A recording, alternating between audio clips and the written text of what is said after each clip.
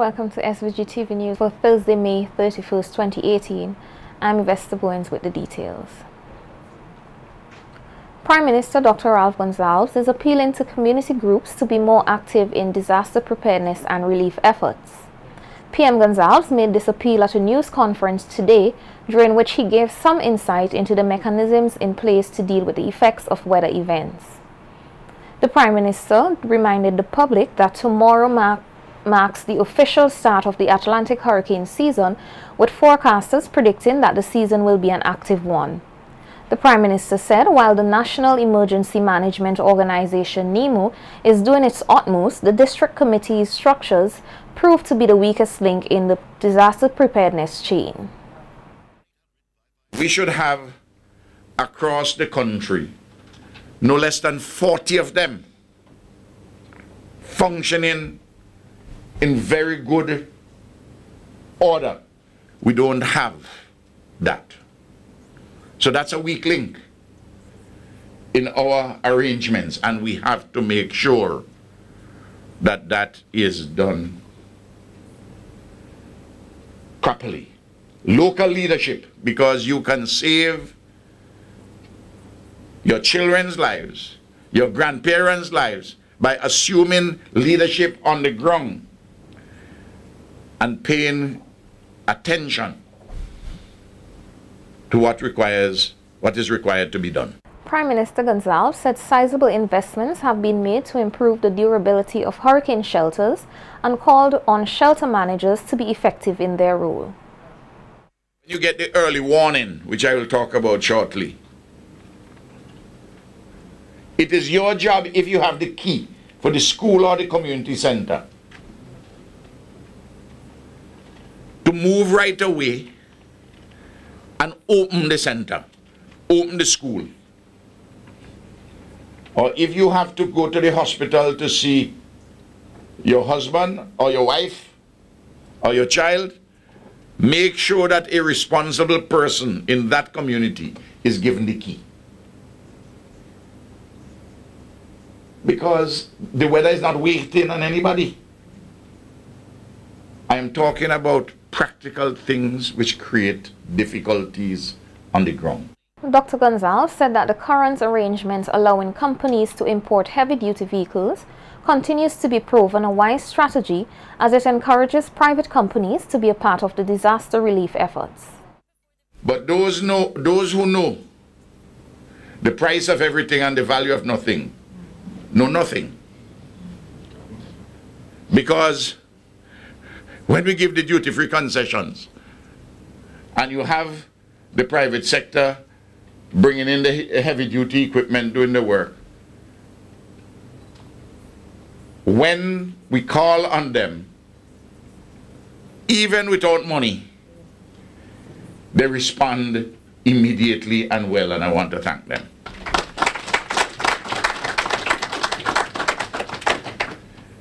Those who don't live in islands don't know it, you know. And the truth is this: I respect everybody who comes here from the World Bank and the IMF. Prime Minister Gonsalves has said that no license will be issued to persons to plant marijuana for medicinal purposes in the forest of SVG. Dr. Gonsalves said the forested areas must be protected and added that the medical marijuana industry will be set up in a way to attract growers away from the forest. Rest assured, nobody is going to get a ganja license to grow ganja for medicinal purposes up in the forest. You're not getting that, because it means that we have enough land to grow medical cannabis, because we have to protect our watersheds, we have to protect our forests. And just in case a man thinks that because he has illegally occupied a piece of land in the bush, up in the forest, that he's going to get a license. Saboto hasn't spoken on that, but I'll speak on it. Director of Forestry Fitzgerald Providence gave some insight into the destruction caused by illegal farming in the forested areas, as well as work being done to police the forest. When these trees are removed, they can also come down in the flood events and block the bridges. So it's important that persons do not go up into the upper watershed areas, because whatever they do, they impact on every life in St. Vincent and the Grenadines, because the cutting of the trees also can impact on our water resources, and we know all our water comes from the forests of St. Vincent and the Grenadines. All the surface fed, and if we continue to cut the trees up there, it impacts on that also. And also, if you farm illegally up there, you may use pesticides and other chemicals that can impact on our water resources. So we ask persons not to go up there. It's illegal to do it, and we are actually building our strength to patrol the forest better and to control these activities up above the forest boundary. Providence said the removal of vegetation from the riverbanks hampers the natural barriers which protect against flooding. You should have natural vegetation that is growing on the riverbank, but once you remove it and farm the area to put crops or put animals, particularly pigs that root and dig, you're actually making that riverbank unstable. And when the heavy floods come, there's nothing to hold. So it increases the erosive capacity of the rivers and all that is. So it's a multiple effect where we as individuals, of humans, do have a negative impact when we do the wrong things. For example, farming right down to the riverbank, or also having animals along the riverbanks. Tethering animals along the riverbank, which can be very hazardous to the whole river ecosystem. But also when the floods come, if the animals are there, you also lose your animal. Record enthusiast Earl Old George Daniel is once again attempting to have his name etched in the history books, this time by attempting to break the world record for the longest dance. The dance began today at the Peace Memorial Hall and will last for 7 days and nights.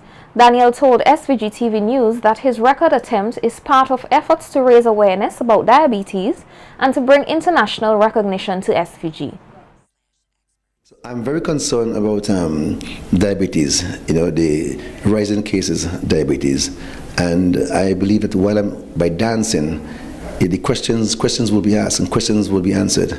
How can everyone live a better, a more healthy lifestyle? And if by doing this dance we can have a discussion as to how we can go about doing that, then my job would have been completed. So I'm looking for the support of every single Vincentian to come out to the Peace Memorial Hall and give me that support, because I'll be dancing for 7 straight days, day and night. And there's no charge to enter the building. But we are asking everyone, as you come, you can give a donation to the cause, because there are expenses, of course. And I'm hoping to see everyone there, because this is a record that is held by someone in India, and I will be breaking that record. Daniel said his preparation was strenuous, but he is confident that he will be successful. In the north, in the Arctic region of Canada, of Quebec, and it's very hard to train. So I had to be training in sub-0 degree temperatures, minus 50, 60 Celsius temperature, in 2, 3, 4 feet of snow on a daily basis. So notwithstanding that, I had to be disciplined to maintain that regimented training. I had to be maintaining a very special diet, of course, because it's going to take a lot from, be very taxing on my body to be doing such a feat. So I have to pay attention to what I eat and when I eat what I eat. So it takes a lot of discipline. But I'm at that point now where I'm ready. And of course, mental preparation, that's the biggest part of it. Conditioning my mind to face this task. I've never done it before. It's a very challenging one, but it will be done. It can be done, and so therefore it will be done. Daniel has thrown out an invitation to the public to be a part of the event, which he believes is of national importance. So it's May 31st until June 7th. So I'm looking to see Peace Memorial Hall jammed packed. As this is going to be something that was never done before, and you're going to be a part of history. So I'm really looking forward to see everyone present. It's going to be a time to remember. And remember, when you come, there's no cover charge, but you come inside and you from your heart, you can give a donation because there are expenses, of course, you know, that we have to take care of. So come out, bring your child, bring your husband, bring your father, bring your brother, bring everybody. This is a national event, right? And I'm really asking for every single, you know, entity, business-wise, individual, you know, to look for an opportunity to be a part of it by giving something, make a donation to the cause. It's a very worthy cause. I see this as a national event. At the end of 7 days, St. Vincent and the Grenadines will be better off for it. I mean, I believe that, I claim that St. Vincent and the Grenadines will be a better place. The opposition New Democratic Party will host its convention rally at the Greg's Primary School this Sunday, 3rd June 2018 from 2 p.m. under the theme, One Nation, One People, One Vinci. The rally will be the second phase of the party's 40th annual convention. The first phase, which was the Conference of Delegates, was held at the NDP headquarters in Kingstown on Sunday 27th May 2018, which addressed internal party matters, reports from members of the executive, and the election of officers. The NDP said Sunday's convention rally will be a public celebration of the party and will feature a number of local artists and addresses from the President, Dr. Godwin Friday, and candidates. The teachers and students of the School for Children with Special Needs today received commendation for their successful performance of the play Welcome to Fairyland. The students were able to learn in a fun and interactive environment while participated in the play, which was performed as part of activities to mark the school's Literacy Week. Martin Kwashi, Drama Development Officer, and Yvette Antwine, Senior Education Officer, applauded the staff for a job well done. So I have to make sure that the person who is in charge of the production, and I'm sure the teacher, Bilinji, she has a lot to do with the production as well. Very creative teacher, I should say.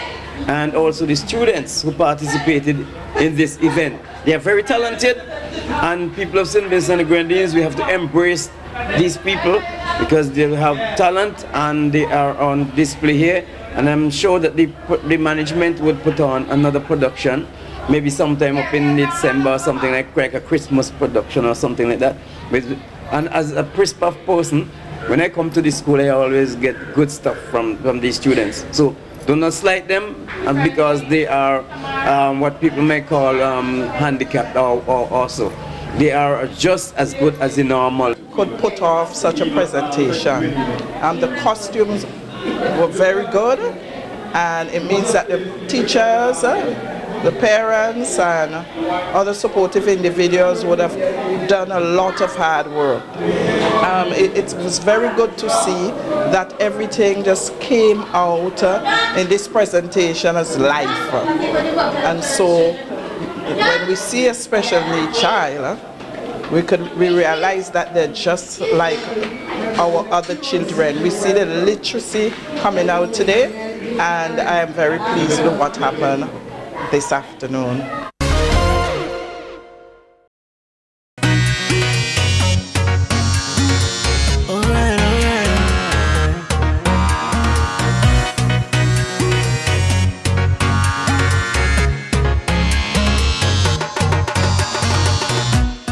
Welcome to SVG-TV's Carnival Beat.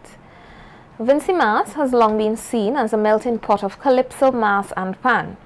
However, efforts are being made to ensure that Calypso is not confined to the June-July festival. That's the goal towards which President of SVG Calypso Association Earl Bennett is taking his organization. At a recent news conference, Bennett said his association strives not only to develop the art form, but also work with artists and other stakeholders to ensure that it is sustained.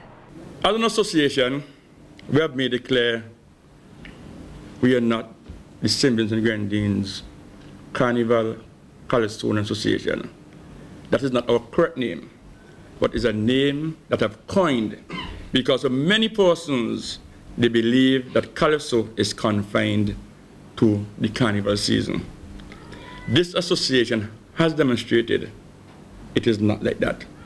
Not on tour, upstage during the Christmas season, touring and singing songs in the Lenten breath of St. Vincent and Grenadines.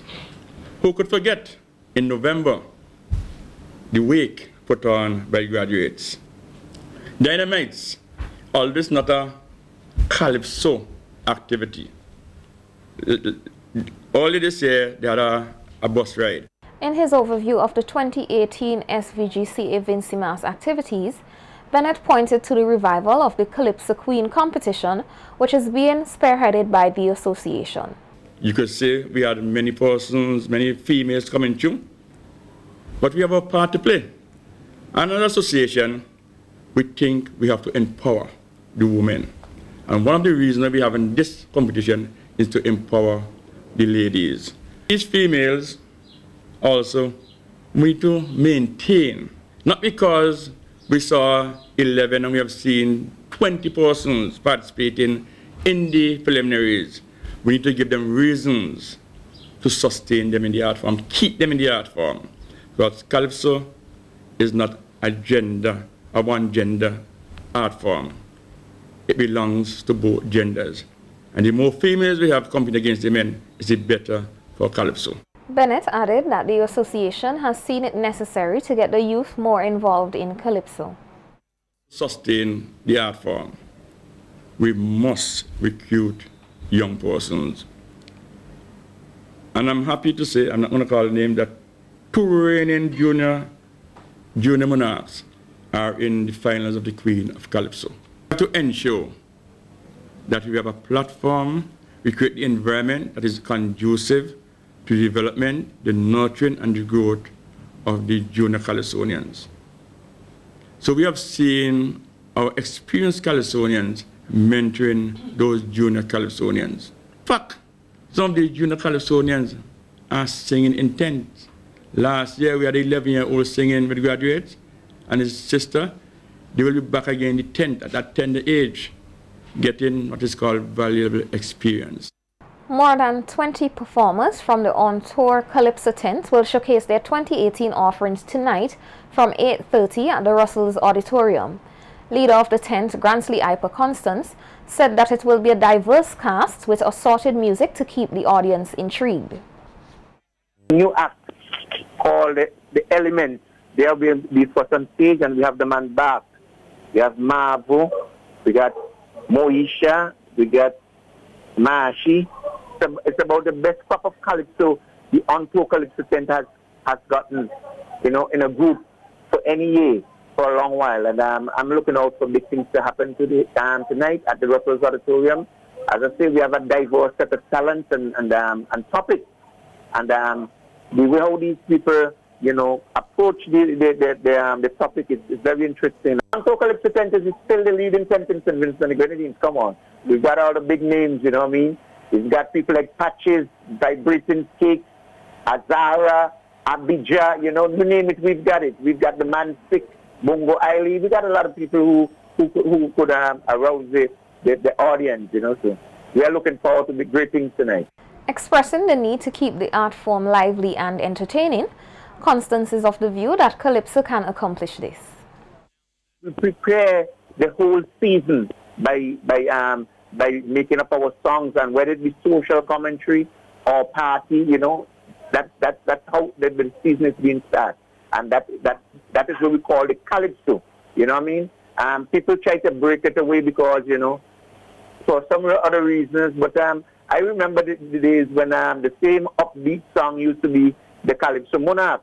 Like, I could remember in the last Mountain Me Mama, that was a song sung by Calypsonian Poster, and he won the coveted title of the Calypso Monarch, and he also won the Road March Monarch as well. Man City, he won the Road March with Vincy Carnival 84 Rhythm, Colors and Fun Galore, and he also came second in the Calypso arena that year. And you know, for some reason I don't know what they're trying to put a division between the up-tempo song and the commentary, but all is referred to as Calypso. And Calypso plays an integral part in the Carnival. Women Who Empower. That's the theme under which 7 young ladies will vie for the title of Miss SVG 2018. Slated for this Saturday, June 2nd, the public is already buzzing about who will be crowned queen. SVG-TV's Nikita Tony now presents our final feature with the Miss SVG contestants. Now it's almost over. In less than 2 days, this nation will crown a new queen as 7 young women vie for the title of Miss SVG 2018. In this, our final feature, we hear from contestant number 6, Miss Lotto Shalicia Nanton, a 23-year-old aspiring nurse who has used her life's challenges to fuel her drive for success. No stranger to pageantry, Nanton said the Miss SVG journey has been a completely new experience, for which she is indeed thankful. Work on a shift system, so it was extremely difficult for me to find time to train, not just physically, but to prepare for an interview as well. Never in a million years would have guessed that it would be so hard to train for Miss SVG. It is completely different from the other pageants I've entered before. They have made me knowledgeable about the stage and how to present yourself properly. So I think because of those aspects, I'm okay. Nanton, who hails from the rural community of Overland, spoke of her struggles with bullying, which is also the theme she has chosen for her empowerment campaign. I was bullied as a child growing up, so it's really something that I'm passionate about. I've never had the strength to talk about it before, and I saw the Miss SVG pageant as the opportunity to share my story. I felt like the whole world was against me and everyone was telling me, oh, you can't do this, you'll never make it in life, you'll never be somebody. And I know how it felt to be in that dark place and you felt like there was no one there for you at that moment. So I wanted to share my story and let other people know, hey, you're not alone in this. I've gone through it and I've overcome it, and so can you. The number 6 contestant exuded confidence as she spoke about her package for Saturday's show. Hello everyone, I am Shalicia Nanton, delegate number 6 for Miss SVG 2018. I am imploring you to come out on June 2nd to witness a night of brilliance, talent and intelligence as 7 beautiful ladies grace the stage, and of course come out to see what a little Lotto can do. The 2 contestants missing from this year's Miss SVG feature are contestant number 1, Miss Flo Solange Fernandez, and Miss Vincentian Chocolate Kamisha Foster, contestant number 2, whose schedule did not allow them to face our cameras ahead of Saturday's event. However, they too have promised to put their best foot forward come pageant night. The reigning Miss SVG is Jamel Roberts, who will make her final walk as queen on Saturday night. Nikita Tone reporting for Carnival Beat. With the tagline Beauty, Brilliance and Intelligence, the Miss SVG pageant has over the years seen tremendous growth. For the past 2 years, the pageant has taken a new spin as it incorporates a modern concept, including the new feature, the Empowerment Campaign. Coordinator of the Beauty Shows Committee and former Miss SVG LaFern Fraser told SVGTV News that this year's pageant will aim to promote empowerment for all. Our theme was the empowerment of women and girls. And yes, that was very important, and we're still all about that. But we did hear the comments and very valid concerns that our young men, or men in general, also have issues with various things, and empowerment is for one and all. And we've taken that approach this year, and because we're doing it through pageantry and through our Miss SVG contestants, we are women who empower. That means we empower everyone, ourselves and other people, male, female, young, old, rich, poor, whatever the case is. Everybody has some area where empowerment is needed and necessary. Fraser, who has been at the helm of the committee for the past 2 years, said she has embraced her role as show coordinator to ensure that more value is added to the annual event. It's an easier year, but we made it more difficult for ourselves by adding new things, which brought new challenges. But I think essentially that is what we're supposed to be doing, to try and keep things fresh, keep the audience entertained and happy, keep the contestants happy as well. What you can expect on Saturday night is a very compact show. We've changed the program a little bit, implemented a couple of changes that we hope you, the Vincentian public, will appreciate, and we're trying to make it a little more modern and in keeping with the modern and larger pageants to add entertainment value and so forth. You spending a shorter period of time at the Victoria Park watching this show, so pray for us that it goes as planned. As long as there are no hiccups, God willing, we would have a show that is finished a long time before midnight. Frazier has promised that patrons would have an exceptional experience at this year's pageant, hence the reason they should support. Very cocktail elegant vibe that we're going for in the paid VIP this year. So even with our cocktail tables, you're going to have cocktail level seat, cocktail table height seating and so forth, all the way up to the stage. We know you're coming and we know you're excited, and we thank you for that. Thank you for keeping Miss SVG alive. It's such a rich part of our Vincentian heritage and tradition, and we don't want to lose it. So thank you very much for that. But please buy your tickets early. Don't want to miss it. 8 p.m. sharp. Come before 8, get your seat and get comfortable, because you don't want people fighting you for your comfortable space for you or your crew, your family members, whoever you have. So come before 8, because we're starting promptly, God willing, and you don't want to miss any part of this show, particularly the beginning. This year, the East Caribbean Group of Companies, the ECGC, has chosen to provide sponsorship to all of the rural carnivals, each of which is expected to receive a cash donation and products from the company, with an overall value of $11,000. In addition, this will be the 4th year that the company will make donations of products from its subsidiary East Caribbean Bottlers Inc., totaling $5,000 to all of the mass bands under the umbrella of the Carnival Bands Association. The company said it also will be partnering for the 3rd year with Digicel as a gold sponsor to bring a Monday t-shirt band titled Temperature, It's Showtime, as well as the Juve band Country Meets Town. ECGC said through its big carnival promotion, which is attached to the energy drink Village Ram, will afford persons a chance to enter draws to win carnival show tickets and other prizes. The promotion is expected to run from June 1st to July 6, 2018.